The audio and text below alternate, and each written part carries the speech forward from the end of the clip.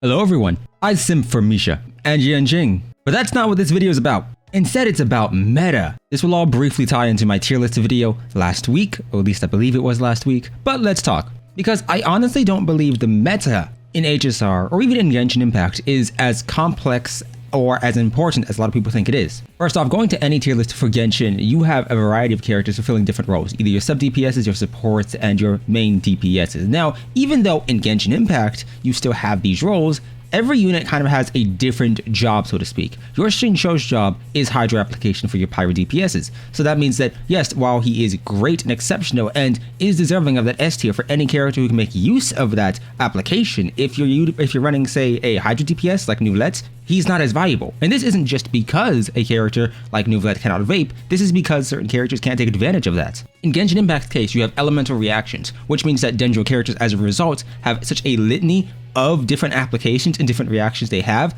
they're all great. In HSR, you don't have reactions, so a character is valued simply based on what they offer either for a team in terms of supportive units like Bronyo or Sparkle, or they're valued in terms of what kind of damage can they do.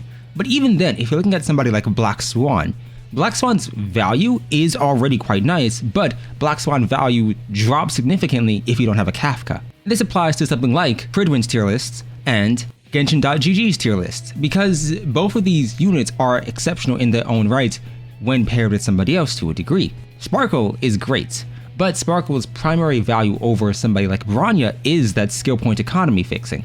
And as a result of that, if you don't need that, there isn't much difference between the two. Bronya has a cleanse, Sparkle doesn't. But in the scenarios under which Sparkle is amazing, i.e. with IL or somebody like QQ, she's great, far better than Bronya for that specific use case scenario. And so something to consider is that yes, you can have a character who is either a hunt or a character that is essentially, we'll say destruction in this instance. I know Erudition has units, but Erudition's kind of in a wacky spot because of pure fiction. So if they're hunts or if they're destruction, their job is to deal damage, ignoring the standard ones like Clara and ignoring the standard ones like Yanqing, who's all the way down here for some reason. A character's role as a DPS depends inherently on the support. If a unit like IL comes out and he's amazing at E2 or E0, the question you have to ask yourself is, do I have the characters who can actively support him? And that either means your supportive units like a Yukong, for example, who's down here, or do they have the Eidolons to become great? If they don't, that diminishes their value. If you don't need the supports, then do you have the team that can fit the skill point requirements of that unit? Now this is much more important with units like IL and Sealy,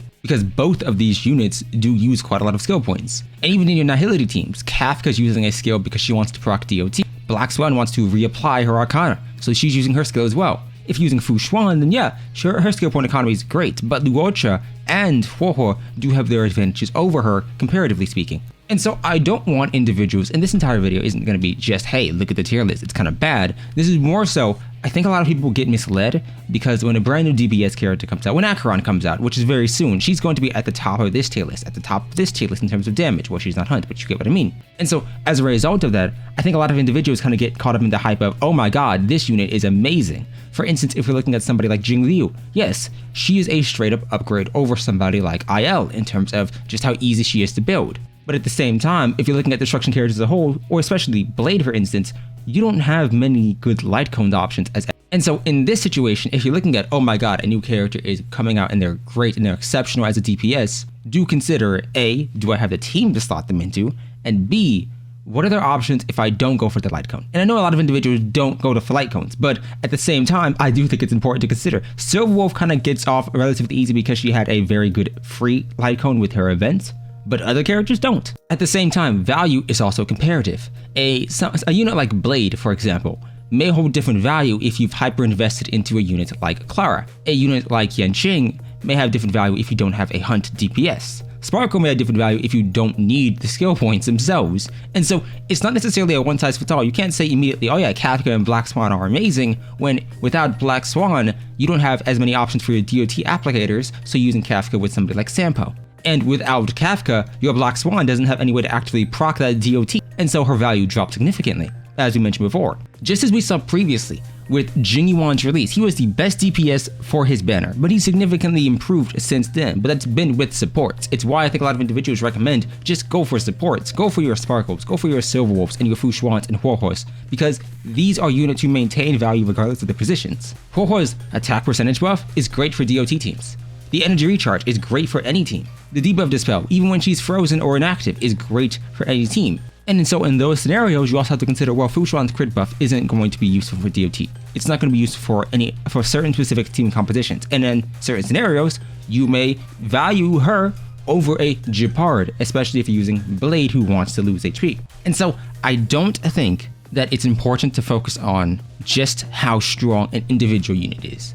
Sealy, Jingyuan, and Jingliu all have different strengths, but the differences in the value of these units lie inherently in what can you provide for them. Sealy scales great with her teammates, great with Depth Shred, which her teammates provide, great with speed, which Sparkle can match, and the extra turns and extra skill points work wonderfully for her. Jingliu, with her Light Cone at least, does get a lot of defense ignore, so she scales better with defense ignoring ice characters or defense reduction ice characters, like, for example, Hela, who reduces defense. And so I would say that for the vast majority of individuals, yes, a singular character can change the way you play the game. I think a lot of individuals felt that early on when we didn't have as many preservation or sustain options. And so Fushuan came out and she was amazing, or people were hunting down Gepards or Bailus. These are all great units on their own. But once you have one or two, enough for two teams, you don't really need extras. Just like a DPS will always fight to replace another DPS, who always fight to replace the next one and the next one. And so it becomes a battle of who has higher base damage, at least if you're only using them by themselves. But if you're buffing them up, who can be buffed up more? Blade doesn't take advantage of attack percentage, so he doesn't care about that. And as a result, a character like Tingyun or a character like HoYoverse don't have significant value for him, despite HoYoverse being wind. Jingliu already gives herself a bunch of crit and attack, and so her next best scaling option will be Depth Shred, because she already gets so many different stat options that it's very easy for her to get to that point of diminishing returns. This may sound great, and it is, even though her damage drops off a cliff outside of her transfiguration state or whatever. The downside of this is you don't really have many options to make a team around Jingliu. She slides into any team, and that's wonderful, that's great. She has a high floor, but at the same time, not too many ways to improve her damage and increase that ceiling. And so I want people to look at the fact that yes, Sealy was the, in theory at least, worst limited DPS we had originally, at least comparatively speaking now. She's worse than a Jingliu, she's worse than a Blade, doesn't have the AoE of a Jingyuan, and so on. And she doesn't have the flexibility of a DOT team. But Sealy now has an entire mono quantum team, which is extremely comfy. You could run Sealy with Silverwolf and implant weaknesses. You can take out Sealy and go for QQ. You can take out Sealy and go for Juyi. If you don't want to do that, Silverwolf reduces defense, which increases the value of the quantum set. Sparkle's adding skill points and giving crit damage. Sealy takes advantage of that because of her resurgence. This entire team is great and extremely synergistic. Whereas if you go down the line, this team is just kind of operating. Blade only gets value from the Depth Shred, which Pela provides. Jingliu helps out Blade, but drains the rest of her team's HP, and so you need a healer to counteract that. If you run too many characters, Blade wants to get hit the most, but they're all these two are destruction, this one's abundance, they all have equal targeting priority. You can't use a Gepard Blade, so you're kind of out of luck on that end. And then imaginary team comps, ignore the Clara here, she was here for, I think, something else. They were missing a avid supporter for a long period of time because IL used so many skill points you didn't want to have units who needed that. So you had to take out your Yukong, and now you can replace it with with Sparkle, sure, but your Sparkle's taking away and has a better team for herself. So don't pay attention to the raw damage a unit can provide you with. Instead, pay attention to, can they be supported in the future? If they have a high floor, what's their ceiling like? What can you support them like in the future? I understand we're going to get new units. I understand DOT will improve over time. That's great. But what would the skill point economy look like then? Do they have good options without their light cone? How valuable and how dependent is their light cone for them? Jingyuan is a way different character with his LC. Blade is a way different character with his LC because he wants the HP. His only other option is like a secret vow. Overall, I think meta is a lot more complicated. I don't think it's a one size fits all. Oh yeah, Acheron comes out, she's great. Oh yeah, Jingliu comes out, she's amazing. Pull Hoi immediately. Yes, these are characters who are good value for your account now. But in the future, once you get other characters, especially if you like characters of a different team type, your older units may see more value. Now don't get me wrong, I don't like Sealy that much. I don't like her design, but her team is the best one by far. And so that's important to consider. Either way, tell me your thoughts down below. This is kind of a ramble. I'm very sick, I apologize. I don't know what this was originally about, but hey, I'll see you in editing. subscribe. Thank you all for 12K, and I'll see you next time.